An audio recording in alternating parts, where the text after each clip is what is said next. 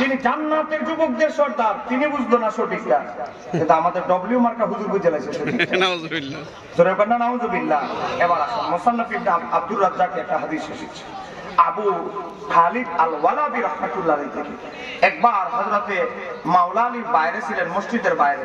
তো ইকামত দেওয়ার সময় যখন হয়ে গেছে, মুয়াজ্জিন ইকামত দিয়ে লাইছে কুফাতে। তো এখন ইমাম কিন্তু বাইরে, হযরত আলী কিন্তু বাইরে। তো সে বুঝতে পারছে আলী রাদিয়াল্লাহু আনহু আসতেছে। তো সে কি করলো, মুয়াজ্জিন ইকামত দিয়ে ফেলছে। ইকামত যখন দিয়ে ফেলছে, মুসল্লি করছে কি দাঁড়ায় গেছে।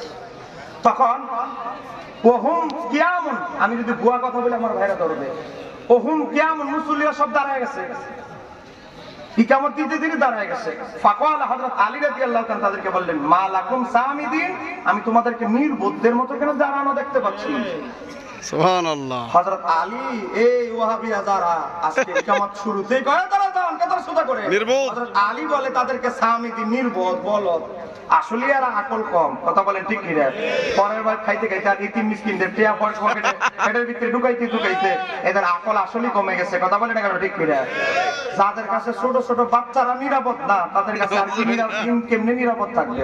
বাচ্চা যদি একটা ছোট সুন্দর মাদ্রাসা ভর্তি করায়, চিন্তা করে লোভ লালসা কামনা বাসনা কলবের ভিতরে জাগ্রত হয়। আরে যায় ভাই, যেই শিক্ষকের কলবটাই পরিশুদ্ধ নয়, চরিত্র নিচু প্রকৃতির একটা শিশুকে বলাৎকার করে, তার কাছ থেকে কি ধর্ম শিখবে, কি আদব শিখবে, কি নৈতিকতা শিখবে? কথা বলে না কেন ঠিক কি না?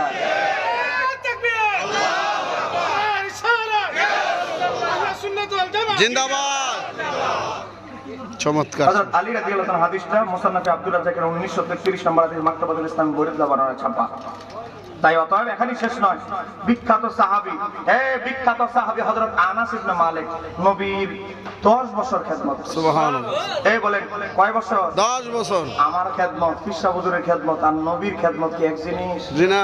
হযরত আনাস রাদিয়াল্লাহু তাআলার ব্যাপারে এসেছে ইমাম ইবনে আব্দুল বার, তার কিতাবের নাম কি? কিতাবের নাম হচ্ছে আল ইস্তিসকার, প্রথম খণ্ড 391 পৃষ্ঠা এসেছে।